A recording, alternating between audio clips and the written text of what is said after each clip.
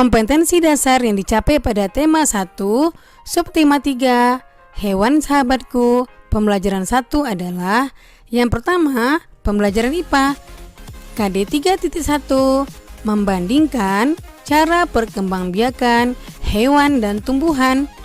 Kemudian, KD 4.1, menyajikan karya tentang perkembangbiakan tumbuhan. Nah, itulah kompetensi dasar pembelajaran IPA. Tahukah kamu, harimau Sumatera, orang utan dari Kalimantan, atau badak bercula satu dari ujung kulon? Hewan-hewan tersebut merupakan jenis hewan Indonesia yang dilindungi karena hewan tersebut adalah hewan langka. Apa yang menyebabkan hewan tersebut menjadi langka? Ayo kita cari tahu. Nah, anak-anak ibu, coba kamu perhatikan kedua video ini. Pertanyaan pertama, apa yang terjadi dengan hutan apabila dijadikan perkotaan seperti gambar kedua? Ya, yang terjadi pada hutan adalah berkurangnya area resapan air, meningkatnya ancaman banjir, terjadinya kerusakan ekosistem. Kemudian pertanyaan kedua, bagaimana dengan nasib hewan-hewan yang hidup di hutan? Ya, tentu saja hewan-hewan jadi kehilangan tempat tinggal. Pertanyaan ketiga, di mana hewan-hewan tersebut akan tinggal jika hutan telah musnah? Ya, hewan-hewan tersebut akan mencari habitat barunya, misalnya di perkotaan, sehingga kehidupan manusia pun menjadi terganggu, terutama bagi hewan-hewan buas, misalnya harimau, gajah, singa, dan lain-lain. Pertanyaan keempat, bagaimana pengaruhnya terhadap kehidupan manusia jika seluruh pohon dan semua hutan di bumi habis? Ya, tentu saja kita juga tidak akan bisa hidup karena kita menghirup oksigen, dan oksigen tersebut dihasilkan dari tumbuh-tumbuhan.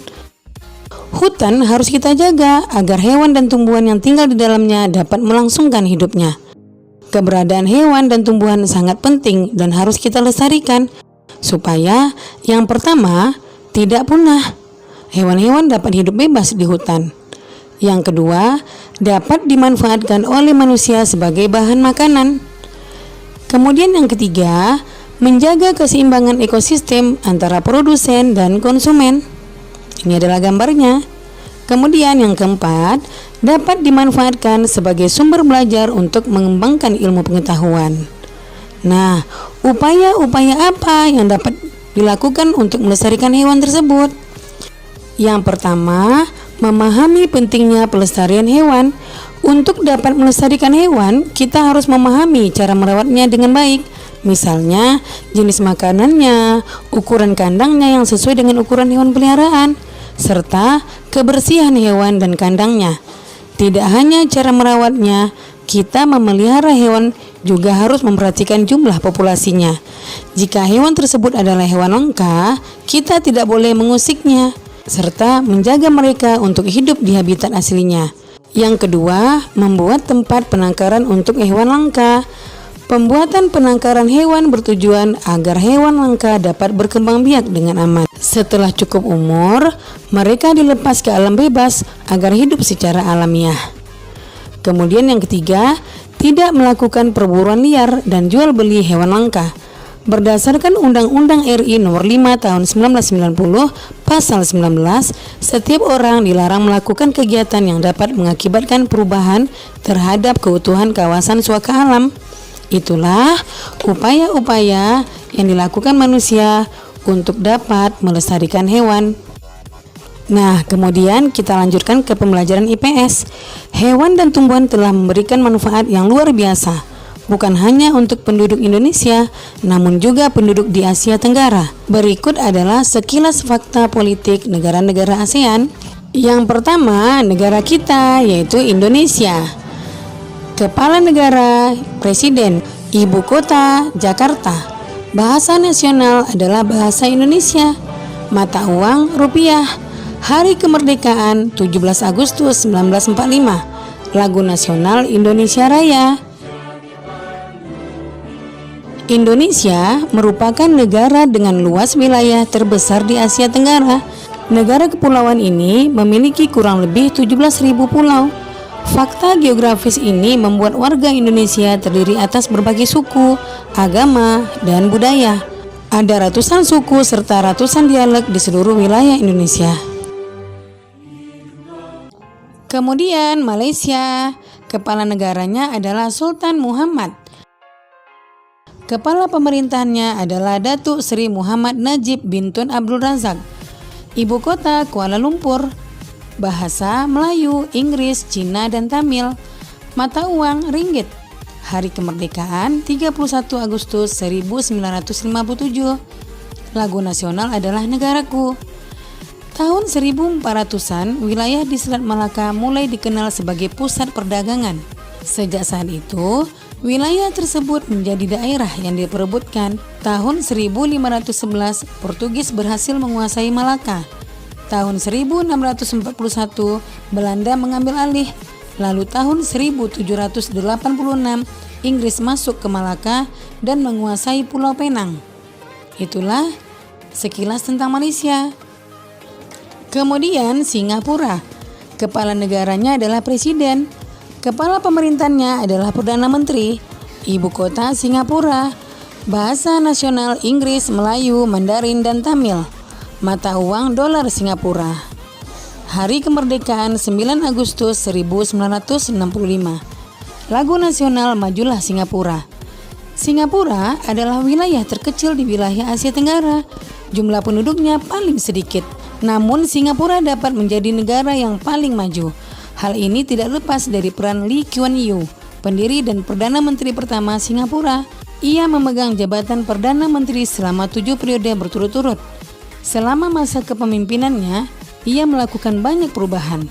Ia dapat membangkitkan semangat kerja warga Singapura untuk mewujudkan Singapura lebih maju. Singapura tidak hanya maju di antara negara-negara di wilayahnya, namun juga di antara negara-negara di dunia. Kemudian Filipina, kepala negaranya adalah presiden. Ibu kotanya Manila, bahasa nasionalnya Tagalog, mata uang peso. Hari kemerdekaan tanggal 12 Juni 1898. Lagu nasional Lupang Hinirang. Kemudian nama Filipina berasal dari Philip, Raja Spanyol di abad 16 saat Filipina dikuasai Spanyol. Pada tahun 1898, Spanyol menyerahkan kekuasaan atas Filipina ke Amerika Serikat setelah Perang Spanyol-Amerika. Di tahun 1935, Filipina sudah memiliki pemerintahan sendiri. Namun, kemerdekaan mereka ditunda oleh Perang Dunia Kedua dan serangan dari tentara Jepang. Hingga akhirnya, tentara Amerika Serikat berhasil membebaskan Filipina pada tahun 1944 sampai 1945. Kemudian negara Brunei Darussalam. Kepala negaranya adalah Sultan. Ibu kota Bandar Sri Begawan. Bahasa Melayu dan Inggris. Mata uang Brunei dolar. Hari kemerdekaan 1 Januari 1984. Lagu nasional Allah Peliharakan Sultan. Brunei adalah negara kecil yang terletak di bagian utara Pulau Kalimantan. Brunei berhasil memperoleh kemerdekaannya pada tahun 1984 setelah hampir 1 abad berada di bawah kekuasaan Inggris. Saat ini, Brunei merupakan negara yang pendapatan per kapitanya tertinggi di kawasan Asia Tenggara. Sistem pemerintahan Brunei berbentuk kesultanan Islam yang dipimpin oleh seorang sultan.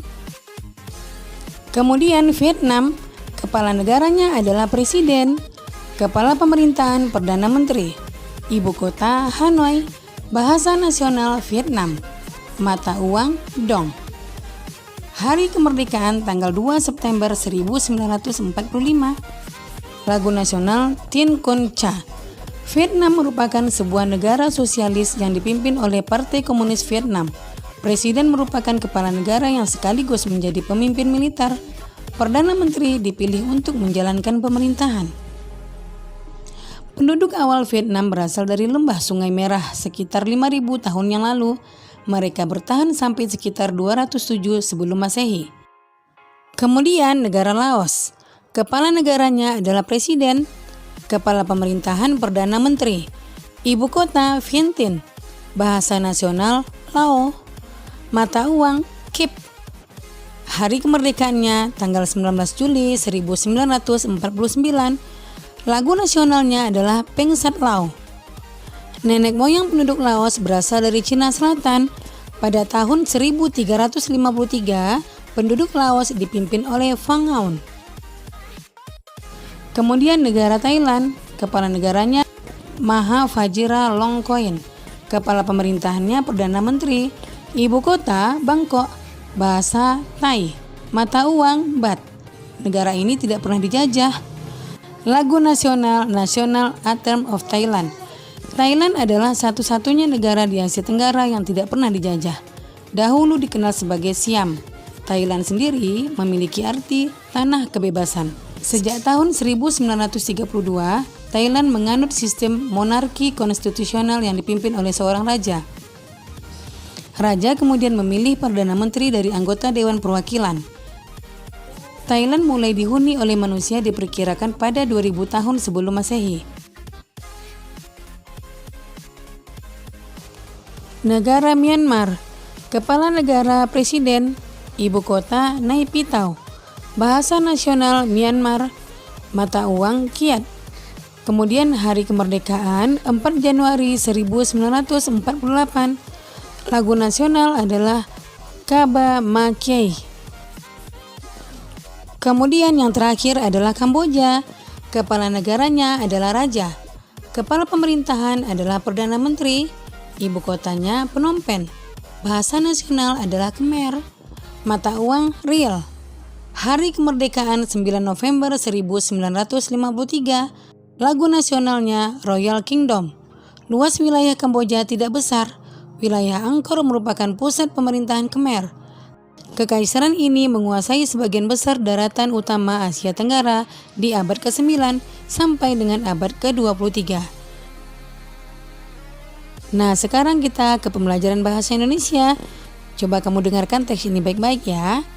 Ayo lestarikan hewan dan tumbuhan langka Indonesia. Indonesia merupakan negara kepulauan yang kaya akan beragam jenis hewan dan tumbuhan. Setiap pulau di Indonesia memiliki hewan yang unik dan menjadi ciri khas pulau tersebut. Komodo di Kepulauan Nusa Tenggara Timur merupakan salah satu contoh hewan langka yang dilindungi oleh dunia internasional.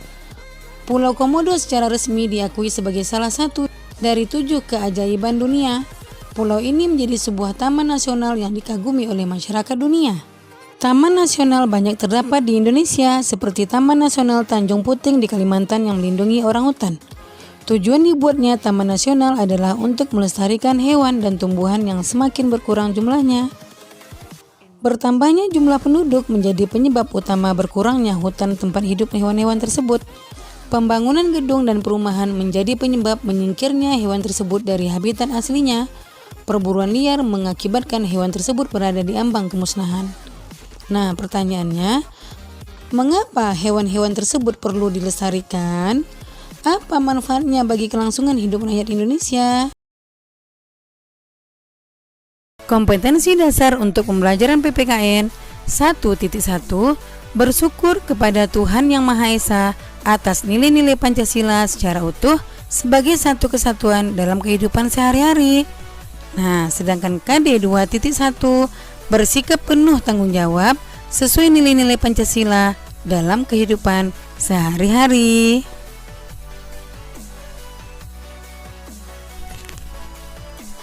Kemudian KD 3.1 menganalisis penerapan nilai-nilai Pancasila dalam kehidupan sehari-hari. KD 4.1 menyajikan hasil analisis pelaksanaan nilai-nilai Pancasila dalam kehidupan sehari-hari. Kamu sudah belajar tentang hewan selama 1 minggu ini. Banyak hal yang kamu pelajari. Kamu sudah tahu bagaimana hewan berkembang biak dan jenis-jenis hewan yang hidup di negara-negara ASEAN. Menarik bukan?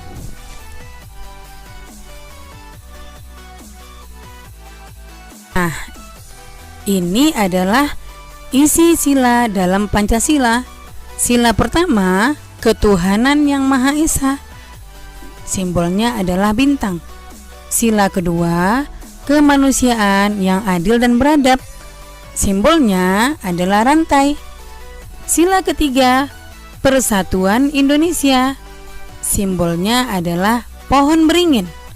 Kemudian sila keempat, kerakyatan yang dipimpin oleh hikmat kebijaksanaan dalam permusyawaratan perwakilan.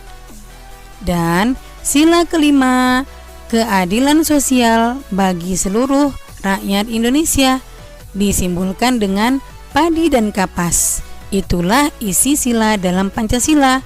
Kamu sudah hafal bukan? Penerapan sila-sila Pancasila dalam kehidupan sehari-hari. Kamu telah mempelajari makna sila-sila Pancasila. Kamu juga telah mempelajari contoh sikap yang sesuai dengan nilai-nilai Pancasila. Sikap tersebut tidak hanya dapat kita terapkan pada hubungan antar sesama manusia, tetapi juga perlu kita terapkan dalam menyayangi hewan. Salah satu penerapan sila-sila Pancasila adalah melestarikan hewan langka yang ada di Indonesia. Nah, ini sudah kita bahas di subtema 3 pembelajaran 1. Ya, misalnya apa yang kita lestarikan? Misalnya orang utan.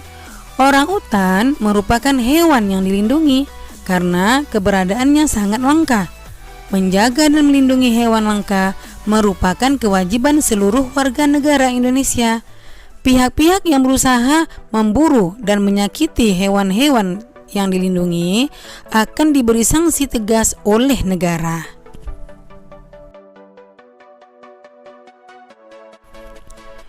Beberapa contoh lain penerapan sila-sila Pancasila dalam menyayangi hewan adalah sebagai berikut.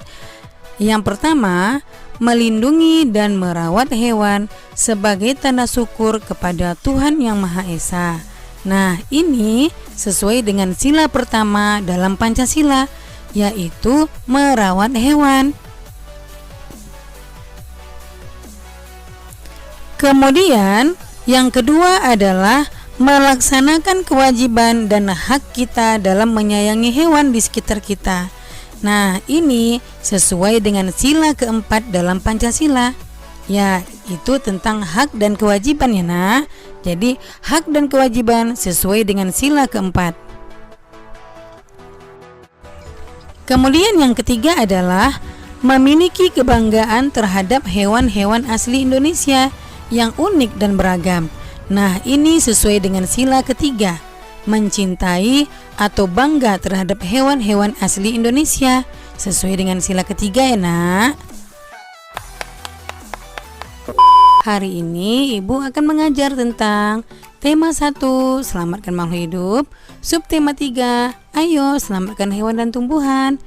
Pembelajaran 3, tonton sampai habis ya, jangan di skip. Kamu telah mempelajari tentang pentingnya melestarikan hewan dan tumbuhan. Adakah yang dapat kamu lakukan untuk mempercepat perkembangbiakan tumbuhan?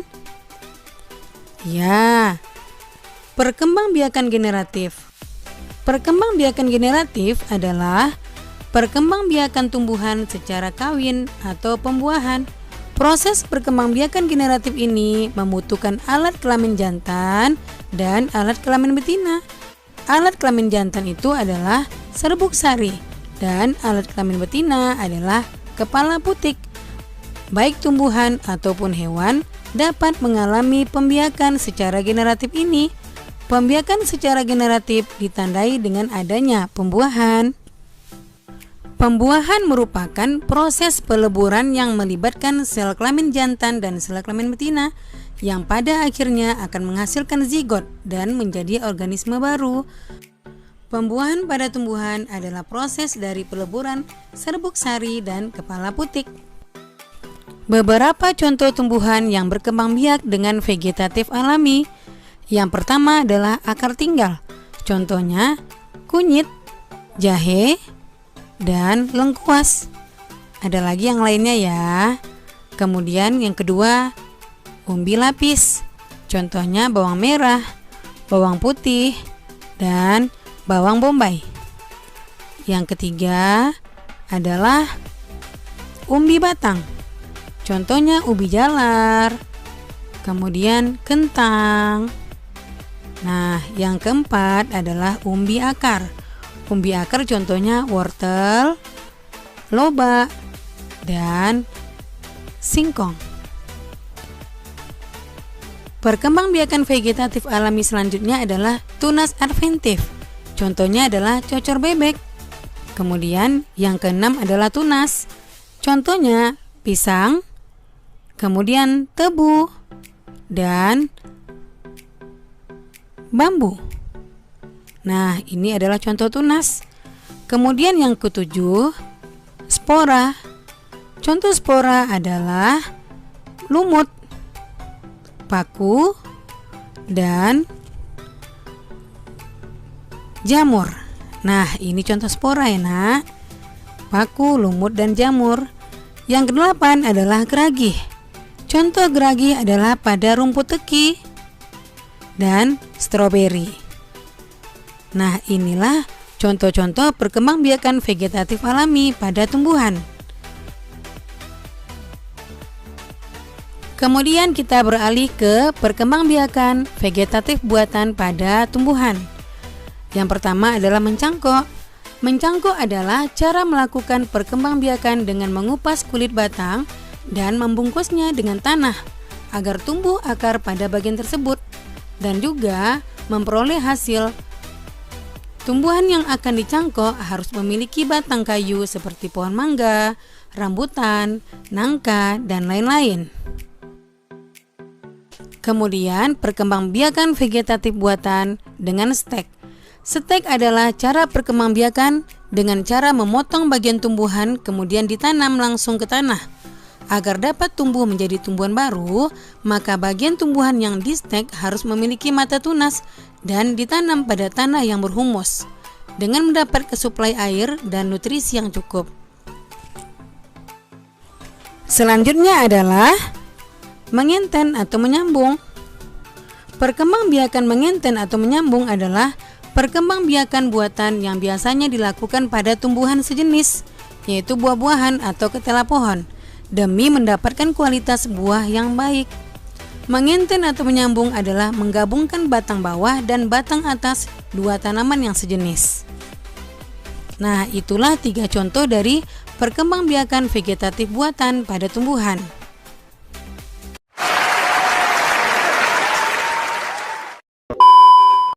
Kemudian kita ke pembelajaran bahasa Indonesia, membuat simpulan berdasarkan peta pikiran.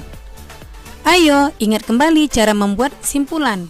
Simpulan dapat dibuat dengan menemukan informasi penting dari sebuah teks terlebih dahulu. Simpulan disajikan dalam satu kalimat yang berisi pernyataan yang berasal dari ide pokok dalam teks. Simpulan dalam teks memuat pesan yang ingin disampaikan, intisari tulisan, dan ditulis dengan kosakata baku. Simpulan teks dapat dibuat dalam bentuk peta pikiran. Peta pikiran adalah cara menyajikan suatu informasi dalam bentuk kata kunci dan diagram. Kesimpulan yang baik berisikan, yang pertama, pesan yang ingin disampaikan kepada pembaca. Yang kedua, intisari dari tulisan. Yang ketiga, dimulai dari khusus ke umum. Yang keempat, menggunakan kosakata baku. Yang kelima, suatu pernyataan yang dibuat berdasarkan ide pokok dan kata kunci dari kalimat penjelas dengan kalimat sendiri. Nah, demikian video pembelajaran Ibu kali ini. Semoga bermanfaat ya nak. Jangan lupa kamu tekan tombol like, komen, share, and subscribe ya. Juga tekan tombol lonceng notifikasinya agar kamu tidak ketinggalan video-video pembelajaran terbaru dari channel Ibu Amelia Madonna berikutnya. Terima kasih. Assalamualaikum warahmatullahi wabarakatuh.